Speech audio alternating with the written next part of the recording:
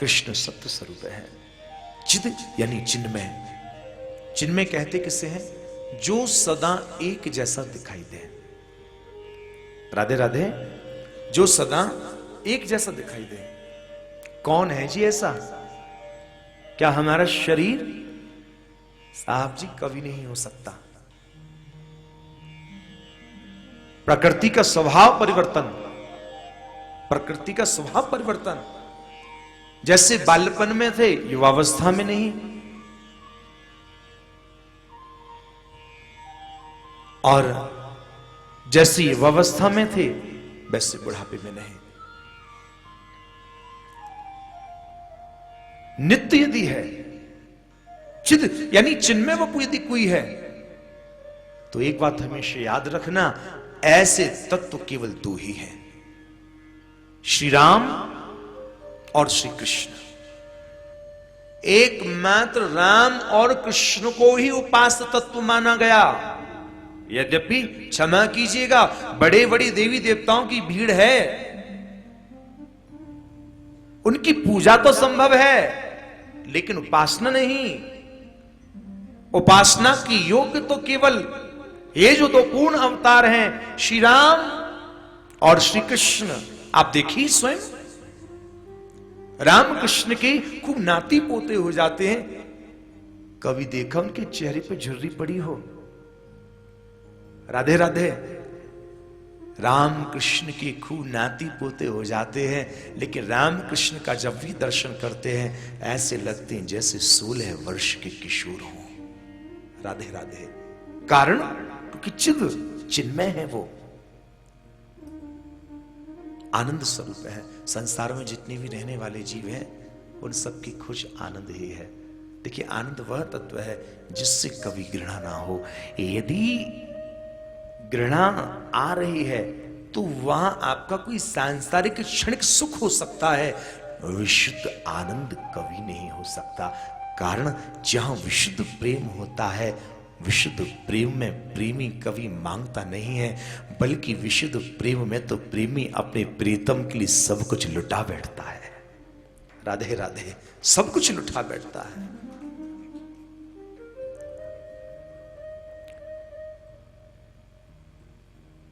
ऐसे आनंद स्वरूप तो हमारे श्री प्रभु ही हो सकते हैं। जहां ब्रज गोपियां जिनके दर्शनों के लिए जाती हैं, जन्म के पश्चात कभी कोई याचना को लेकर के नहीं जाती। कृष्ण के समक्ष लालन प्रभु के दर्शन करने को जा रही हैं, तो मन में यही आशीष लेकर के, जुग जुग जीवैरी यशोदा मैया तेरो ललना। बताइए, प्रेमी मांग रहा है या दे रहा है? राधा वल्लभ जी के मंत्र में व्यावला हो रहा है, सखियां आशीष के पद गा रही हैं, लालू जी थारो अब चल रहे सुहाग। मांगा जा रहा है या दिया जा रहा है, क्योंकि विशुद्ध प्रेम मार्ग में कभी प्रेमी मांग करके छोटा सूक्ष्म हो नहीं सकता। विशुद्ध प्रेम मार्ग में तो सुदामा जैसा ही प्रेमी होता है, जो उस ईश्वरी तत्व को, जो बड़े बड़े योगियों के ध्यान में नहीं आता, हजारों लाखों वर्ष की उम्र व्यतीत हो जाती है, वो शशियावर छाछ के लिए नृत्य करने के लिए वो तत्व विवश हो जाया करता है। ऐसे हैं प्रभु।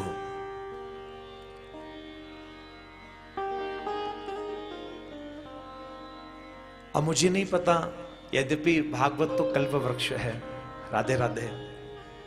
और कल्प वृक्ष का कार्य होता है मनोकामना की पूर्ति करना। अब मुझे नहीं पता आप किस कामना को लेकर के यहां बैठे हैं। हां, इतना जरूर है, जो सच्चा प्रेमी होगा वो कभी कामना लेकर के बैठेगा ही नहीं, वो तो हमेशा आशीर्वाद ही प्रदान करेगा कि हे प्रभु ऐसी कृपा करना कि हमें आपकी कथा श्रवण करने का बराबर बराबर सौभाग्य प्राप्त होता रहे, सौभाग्य मिलता रहे। अब ये ठीक है, कल्प वृक्ष है, कल्प वृक्ष के निकट जो जिस याचना को लेकर के बैठता है, भागवत जी उसकी याचना को अवश्य पूर्ण करती हैं। लेकिन मुझे लगता है कृष्ण प्रेम से बढ़कर के जीवन की और क्या अपेक्षा हो सकती है? क्या चाहा हो सकती है। एक बात हमेशा याद रखना, हमारे प्रारब्ध में जो है वो हमें मिलकर के रहेगा। हमारे प्रारब्ध को कोई हमसे छीन नहीं सकता।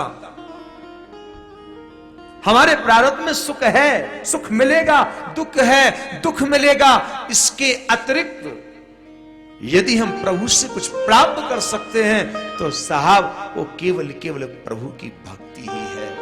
राधे राधे। उससे बढ़कर कर कुछ हो नहीं सकता। भले ही उद्धव जी परम ज्ञानी बन चुके थे, परम ज्ञानी बनने के बाद भी प्रेम रस पाने के लिए, प्रेम रस का चस्का लगाने के लिए श्री कृष्ण ने व्रज भूमि, ब्रज गोपिकाओं के चरणाश्रित उद्धव को कर ही दिया। राधे राधे। क्योंकि बिना प्रेम के कहीं ना कहीं ज्ञान भी पंगु हुआ करता है। राधे राधे। जहां प्रियतम तहीं देश की प्यारी लागे पौण, पौण यानी हवा। जहां प्रीतम तिहीं देश की प्यारी लागे पौण, प्रेम छटा निरखे बिना यह रस समझे कौन। राधे राधे।